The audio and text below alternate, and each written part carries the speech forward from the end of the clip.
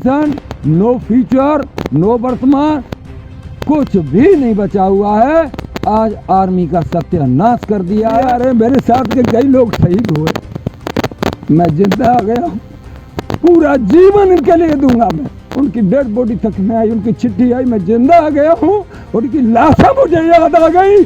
मेरी कमजोरी मत समझना मेरे आंसुओं को। मैं आज रामनाथ सिंह के खड़ा हूँ, उनसे बात करना चाहूँगा।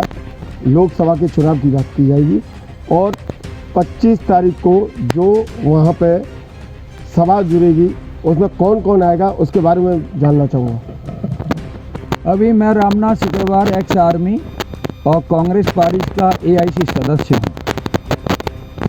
अभी जो भारत जोड़ो यात्रा आ रही है, इसका एक पूरा संदेश है लोगों को जागृत करना, और जागृत किया जा रहा है। राहुल जी का एक पूरा उद्देश्य है कि लोगों के अधिकारों को दिलाया जाए, जो आज ऐसा हम एहसास कर रहे हैं।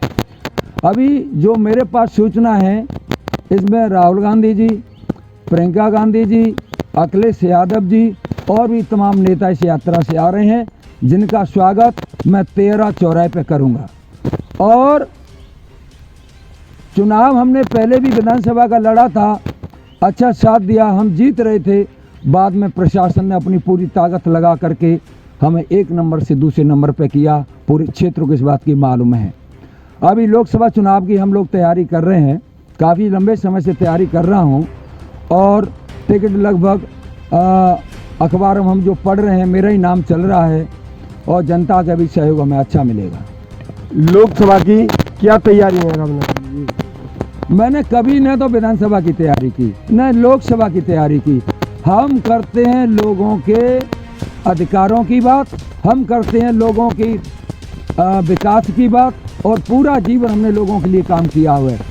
आज इस क्षेत्र के लोग रामनाथ सिकरवार को पूरा सहयोग करते हैं। इनके लिए हमने कई आंदोलन किए हैं, मुकदमे लगे हैं, हम जेल भी गए हुए हैं। क्षेत्र की जनता मेरे साथ खड़ी हुई है, हर जाति धर्म का। मिलिट्री के अंदर न कोई जाति होती है, न कोई धर्म होता है। हम सब लोग एक साथ मिल कर के लड़ते हैं और रहते हैं, प्रेम से रहते हैं। वही सद्भाव, आर्मी का सद्भाव, आर्मी की ईमानदारी, आर्मी की ट्रेनिंग मैंने जनता में लाया हूं और इनके अधिकारों के लिए लड़ा हूं। और रही चुनाव की बात, चुनाव तो बहुत छोटी चीज़ है। इस क्षेत्र की जनता मेरे लिए हर कदम आगे चलती है और किसी भी हद तक मेरे लिए जाने के लिए तैयार है। बहुत छोटी बात है। लोकसभा का जो चुनाव लड़ाया जाएगा किस मुद्दे पर लड़ा जाएगा? इस देश में आज नौजवानों को किसी लायक नहीं छोड़ा है। आज मैं सफारी गाड़ी से घूम रहा हूँ, आज मैं कपड़े पहने हुआ हूँ। हम जब घर में पैदा हुए थे हम पर बढ़िया कपड़े भी नहीं थे। ये है आर्मी की बदौलत। आर्मी में 15 वर्ष नौकरी करने के बाद हम पेंशन के हकदार हो जाते थे। इसको हमारे प्रधानमंत्री जी ने अग्निवीर बना दिया है, जिसमें no rank, no pension, no future, no वर्तमान, कुछ भी नहीं बचा हुआ है। आज आर्मी का सत्यानाश कर दिया है। हमारे राष्ट्रीय अध्यक्ष जी ने कहा है और प्रियंका गांधी जी ने कहा है, राहुल जी ने कहा है कि अगर हमारी केंद्र में सत्ता बनती है तो अग्निवीर योजना रद्द की जाएगी।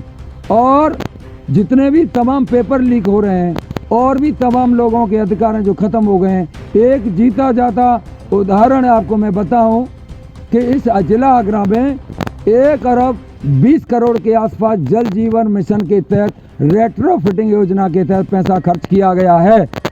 आज उसमें एक भी पानी की टंकी काम नहीं कर रही है। 72 पानी की टंकी है। और अयला गांव में यहाँ पर इसकी पुरानी टंकी के लिए 2 करोड़ 35 लाख, फिर सुने दोबारा से, 2 करोड़ 35 लाख पैसा खाते से निकल गया। 2 रुपये 35 पैसे टंकी में नहीं लगाए गए हैं। अगर गलत हूँ तो मेरे खिलाफ FIR करें। ये एक टंकी का मामला है, ऐसी तमाम टंकी जिला आगरा में लगी हैं। सारे पैसे यहाँ के अधिकारी, नेता और ठेकेदार मिलके खा गए। इस तरह के आंदोलन हमारे चल रहे हैं, इसी कारण हमको जनता वोट देगी। अच्छा, तो लोकसभा का जो चुनाव होने वाला है आगे चल के 2024 में, तो जनता के लिए क्या संदेश है आपकी तरफ से? मेरा संदेश ये है, सेना में हम ज्वाइन करते हैं तो हम जीवन भी वहाँ हमारा नौछावर हो जाए तो उसकी भी हम कसम खाते हैं। सेना से हम जिंदे आ गए हैं। कई लोग मेरे साथ थे सेना में जिनकी डेड बॉडी आई। नहीं, मैं जिंदा आ गया हूँ, मेरी डेड बॉडी नहीं आई है। इनके लिए पूरा जीवन दूंगा मैं। आंसू मेरे इसलिए आ रहे हैं, मेरे साथ के कई लोग शहीद हुए। मैं जिंदा आ गया हूँ, पूरा जीवन इनके लिए दूंगा मैं। जो है शोषण हो रहा है, देखा नहीं जा रहा है मुझसे। और आर्मी से आने के बाद इन लोगों ने मुझे गुंडा बनाया, गैंगस्टर बनाया, कई बार जेल गया और काम करता हूँ लोगों के लिए। तो ये लोग मुझे करने नहीं दे रहे हैं, जिला बदर कर देते हैं। मैं लोगों से कहना चाहता हूँ, मैंने कोठी बंगले नहीं बनाए हैं, न बनाऊंगा। मंदिर पर रहता हूँ आने के बाद। 20 वर्ष हो गए आपके लिए लड़ते हुए। आपके लिए जिंदगी दे दूंगा मैं। आपके अधिकारों को मैं नहीं छीनने दूंगा। और ये प्रशासन, शासन मुझे जो धमकी देते हैं, केस लगाते हैं, ये आंसू मेरे इसलिए निकल गए कि मेरे साथ के लोग शहीद हुए, उनकी डेड बॉडी तक नहीं आई, उनकी चिट्ठी आई, मैं जिंदा आ गया हूँ, उनकी लाशें मुझे याद आ गई। मेरी कमजोरी मत समझना मेरे आंसुओं को। और यहाँ अगर मैं चुनाव जीत गया और मेरी टिकट फाइनल हुई, पूरा हिंदुस्तान जानेगा संसद क्या होता है और जनता क्या होती है। जितने अधिकारी हैं यहाँ पर, जितने नेता हैं, आप डकैती डाल रहे हैं, डकैती डलवा रहे हैं, बॉटम टू टॉप आप लोगों का शोषण करते हैं। ये आंसू मेरे इसलिए निकल गए कि मेरे साथ के लोग शहीद हुए, उनकी डेड बॉडी तक नहीं आई, उनकी चिट्ठी आई, मैं जिंदा आ गया हूँ, उनकी लाशें मुझे याद आ गई।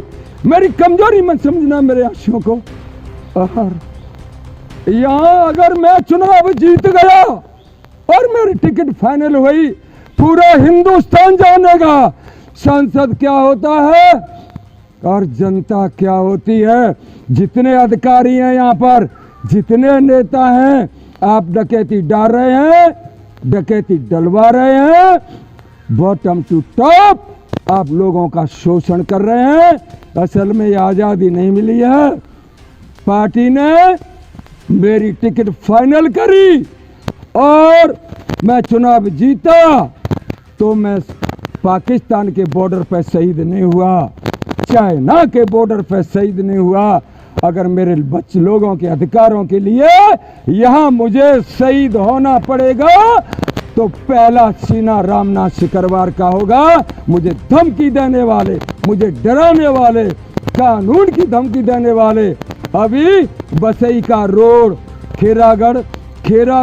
खेरागढ़ ब्लॉक के अंदर आगरा में बसई रोड बन रहा था, हमने निवेदन किया उसे रोड को खराब बनना है, उखड़ जाएगा, और नहीं बनाया। मेरे पास एसडीएम का फोन आया और पुलिस पहुंच गई कि आप इसे बनने दीजिए, हम बढ़िया बनवा देंगे। मैंने चिट्ठी दे दी, कोई सुनने को तैयार नहीं। थाना अध्यक्ष ने मुझे धमकी दी कि तुम्हें क्या अधिकार है यहाँ पर रोड को रोकने का, मैंने खराब बनाने का अधिकार है, और मुझे एफआईआर दर्ज करने की भी धमकी दी गई। मेरे लिए एफआईआर, मेरे लिए बंदूक की गोली, मेरे लिए गले का हार है। और मैं जनता को भी आह्वान करता हूं, अगर आप जिस तरह से मेरा साथ दे रहे हैं, अगर उसी तरह से साथ दिया तो आपके अधिकारों को छीनने वाला माइकल लाल पैदा नहीं होगा, मैं आपसे वादा करता हूं। और मेरा एक कदम मरघट में पहुंच चुका है, दूसरा कदम कब मेरा मरघट में पहुंच जाए मुझे नहीं पता, लेकिन यहाँ देश के अंदर अन्याय, अत्याचार, भ्रष्टाचार जिस कीमत पे बढ़ रहा है उसे रोकने के लिए हम जान लड़ा देंगे। पहले भी था अन्याय, पहले भी था भ्रष्टाचार, लेकिन पहले कानून काम करता था, हम विरोध कर सकते थे। अगर आज हम विरोध करेंगे तो ईडी और सीबीआई जो गुंडे का काम कर रही है, हम ईडी सीबीआई की कमर तोड़ेंगे। अगर फिर इन्होंने ली तो क्षेत्र की जनता को रोड पर खड़ा करके सांसद साथ में चलेगा। जो भी इनकी समस्या है, थाने की हो, तहसील की हो, ब्लॉक की हो, जिलों की हो, और जो खेतों को बर्बाद साड़ कर रहे हैं, इनका भी इंतजाम होगा। और जो भ्रष्टाचारी हैं, चाहे वो नेता हो चाहे अधिकारी हो, इनको भी मैं सांड ही बोलता हूँ।